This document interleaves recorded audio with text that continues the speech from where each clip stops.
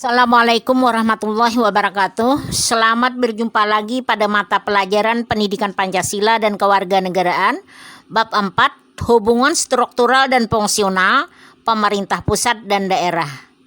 Adapun materi pelajaran yang akan dipelajari pada bab 4 adalah A. Desentralisasi atau otonomi daerah dalam konteks Negara Kesatuan Republik Indonesia. B. Kedudukan dan peran pemerintah pusat. C. Kedudukan dan peran pemerintah daerah. D. Hubungan struktural dan fungsional pemerintah pusat dan daerah. Untuk pertemuan yang pertama ini adalah A. Desentralisasi atau otonomi daerah dalam konteks Negara Kesatuan Republik Indonesia. 1. Desentralisasi. Secara etimologis, istilah desentrasi berasal dari bahasa Belanda, yaitu de yang berarti lepas dan setrum yang berarti pusat. Desentralisasi adalah sesuatu hal yang terlepas dari pusat. Dua kelompok besar yang memberikan definisi tentang desentralisasi, yaitu Anglo-Sakon dan kontinental. Kelompok Anglo-Sakon mendefinisikan desentralisasi sebagai penyerahan wewenang dari pemerintah pusat baik kepada para pejabat pusat yang ada di daerah yang disebut dengan dekonsentrasi. Kelompok kontinental membedakan desentralisasi menjadi dua bagian, yaitu desentralisasi jabatan atau dekonsentrasi dan desentralisasi ketatanegaraan. Dekonsentrasi adalah penyerahan kekuasaan dari atas ke bawah dalam rangka kepegawaian guna kelancaran pekerjaan semata. Adapun desentralisasi ketatanegaraan merupakan pemberian kekuasaan untuk mengatur daerah di dalam lingkungan guna mewujudkan asas demokrasi dalam pemerintahan negara. Menurut ahli ilmu tata negara, dekonsentrasi merupakan pelimpahan kewenangan dari alat perlengkapan negara di pusat kepada instansi bawahannya guna melaksanakan pekerjaan tertentu dalam penyelenggaraan pemerintahan. Pemerintahan pusat tidak kehilangan kewenangannya karena instansi bawahan melaksanakan tugas atas nama pemerintah pusat. Dekonsentrasi adalah pelimpahan wewenang dari pemerintah pusat kepada daerah otonom sebagai wakil pemerintah atau perangkat pusat di daerah dalam kerangka negara kesatuan. Lembaga yang melimpahkan kewenangan dapat memberikan perintah kepada pejabat yang telah dilimpahi kewenangannya itu mengenai pengambilan atau pembuatan keputusan. Menurut Amran Muslimin, desentralisasi dibedakan atas 3 bagian. 1. Desentralisasi politik, yakni pelimpahan kewenangan dari pemerintah pusat yang meliputi hak mengatur dan mengurus kepentingan rumah tangga sendiri bagi badan-badan politik di daerah yang dipilih oleh rakyat dalam daerah-daerah tertentu. 2. Desentralisasi fungsional, yaitu pemberian hak kepada golongan-golongan tertentu untuk mengurus segolongan kepentingan tertentu dalam masyarakat, baik terikat maupun tidak pada suatu daerah tertentu, seperti mengurus irigasi bagi petani. 3. Desentralisasi kebudayaan, yakni pemberian hak kepada golongan-golongan minoritas dalam masyarakat untuk menyelenggarakan kebudayaan sendiri seperti ritual kebudayaan. Dengan demikian, dapatlah disimpulkan bahwa desentralisasi pada dasarnya adalah suatu proses penyerahan sebagian wewenang dan tanggung jawab dari urusan yang semula adalah urusan pemerintah pusat kepada badan atau lembaga-lembaga pemerintah daerah. Tujuannya adalah agar urusan-urusan dapat beralih kepada daerah dan menjadi wewenang serta tanggung jawab pemerintah daerah.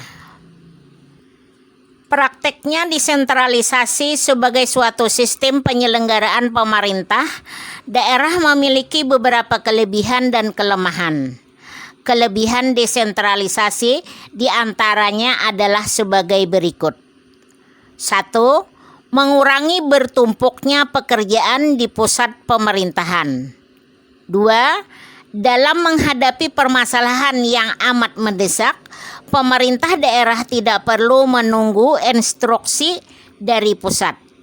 3. Hubungan yang harmonis dapat ditingkatkan dan dapat lebih dioptimalkan gairah kerja antara pemerintah pusat dan daerah. 4. Dan lain-lain. Adapun kelemahan desentralisasi diantaranya adalah sebagai berikut. 1. Desentralisasi teritorial mendorong timbulnya paham kedaerahan. 2. Keputusan yang diambil memerlukan waktu yang lama karena memerlukan perundingan yang bertele-tele. 3. Desentralisasi memerlukan biaya yang sangat besar dan sulit untuk memperoleh keseragaman dan kesederhanaan. 4. Dan lain. 2. Otonomi daerah. Menurut H.M. Agus Santoso, pengertian otonomi daerah diantaranya adalah sebagai berikut. A. C.J. Pranse, otonomi daerah adalah hak untuk mengatur urusan daerah dan menyesuaikan peraturan-peraturan yang sudah dibuat dengannya. Jiwajong, otonomi daerah sebagai kebebasan untuk memelihara dan memajukan kepentingan khusus daerah dengan keuangan sendiri, menentukan hukum sendiri dan pemerintah sendiri. C.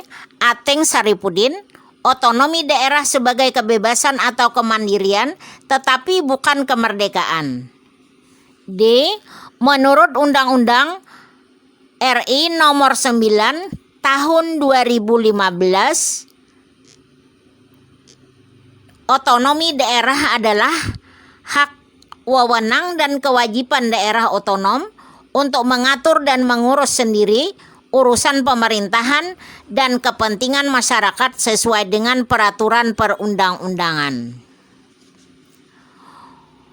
Otonomi daerah adalah kewajiban yang diberikan kepada daerah otonom untuk mengatur dan mengurus sendiri urusan pemerintah dan kepentingan masyarakat setempat menurut aspirasi rakyat.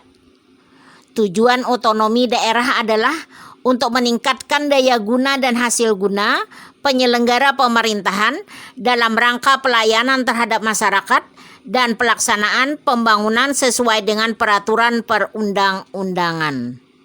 Adapun yang dimaksud dengan kewajiban adalah kesatuan masyarakat hukum yang mempunyai batas wilayah yang berwenang dan mengurus urusan pemerintah dan kepentingan masyarakat setempat menurut prakarsa sendiri berdasarkan aspirasi masyarakat.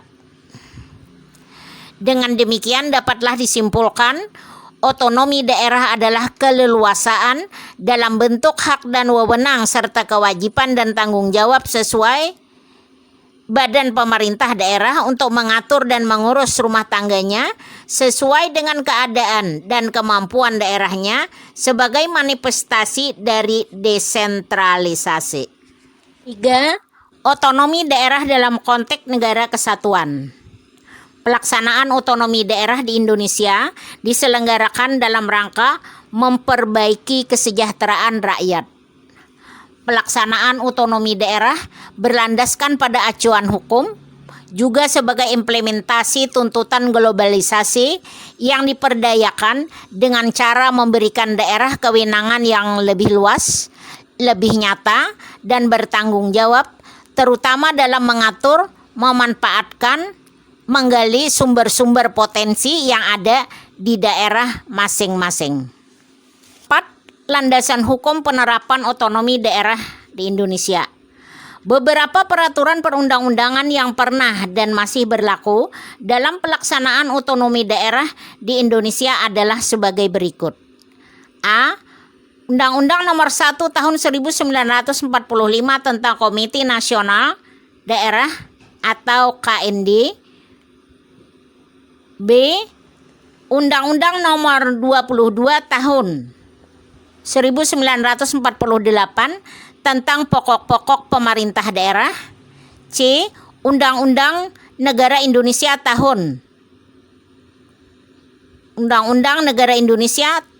Timur Nomor 44 Tahun 1950 tentang pemerintah daerah Indonesia Timur.